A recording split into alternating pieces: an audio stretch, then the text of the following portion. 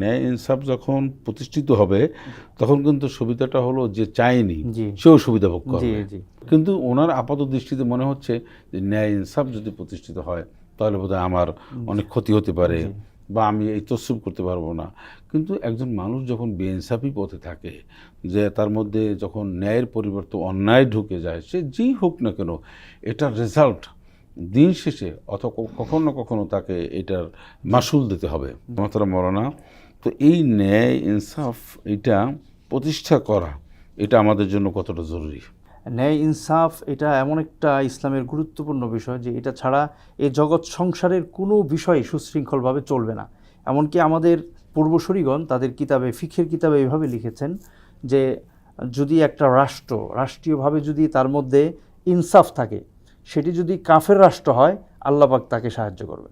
আর একটা রাষ্ট্র যদি রাষ্ট্রীয়ভাবে মুসলিম রাষ্ট্র হয়, সে যদি জুলুম করে, রাষ্ট্রীয়ভাবে যদি জুলুম অবিচার সেখানে থাকে, তাহলে আল্লাহ তাআলার সাহায্য এখানে থাকবে না। যে পৃথিবীর যেই জায়গাতেই ইনসাফ হবে সেখানে আল্লাহ পাক সাহায্য করবেন, যেখানে বেইনসাফি হবে সেখানে আল্লাহ পাক গজব নাজিল করবেন। এই জন্য সমাজকে আমরা কিন্তু অনেক সময় মনে করি যে বেইনসাফি করলে, বেইনসাফি কিন্তু অনেক ধরনের হয়। জি একজন মানুষকে তুচ্ছ তাচ্ছিল্য, অধীনস্থ যারা রয়েছে তাদেরকে তা পূর্ণ অধিকার না দেওয়া, জি বা একজন সাধারণ মানুষের উপরে যারই হোক কেন বেইনসাফি করলে আমাদের অনেক মানুষের মধ্যে এটা সুরসুর একটা আনন্দ কাজ করে যে আমি বোধহয় পাওয়ার আমি অ্যাপ্লাই করতে পেরেছি, আমি এখানে পাওয়ার প্র্যাকটিস করেছি। কিন্তু এটা কিন্তু পাওয়ার না। না। আপনি কারো উপর জুলুম করা এটা কিন্তু লাইসা শাদীদু বিসুরআহ, ইন্নামা শাদীদুল্লাযী ইয়ামলিকু গাদাবাহু ইয়ামলিকু নাফসাহু ইনদাল গাদাব।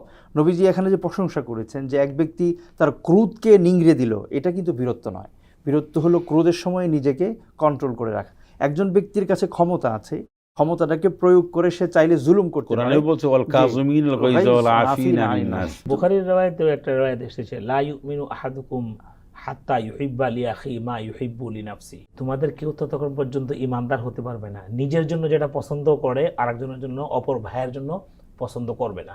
আমাদের দেখা যায় আমরা নিজেরা ভালো ভালোগুলা যে কোনো জিনিস, ভালো পোস্ট, ভালো জিনিসগুলো আমরা রেখে দিই, নিয়ে নিই, আগেই গুছিয়ে নিয়ে নিই।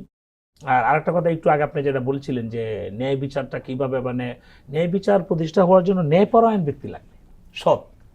যে যারা এটা প্রতিষ্ঠা করবেন সে নিজেই যদি অসৎ হয়, সে যদি ন্যায় বিচার কি না বুঝে, তার উপরে জিম্মাদারিটা কি, মানুষের দায়িত্বটা কি দেওয়া আছে, সেটা যদি সে না বুঝে, সে আদায় করতে পারবে না। ন্যায় বিচার যারা করবেন এবং সব দায়িত্বশীল পর্যায়ের যারা, তারা অন্যায় করলে যে ভয়াবহতা হয়। জি বুখারীর riwayate হাদিসে আসছে ইমামুন আদিলুন, তাকে আল্লাহ পাক আরশে আজিমের নিচে বসার ব্যবস্থা করে দিবেন।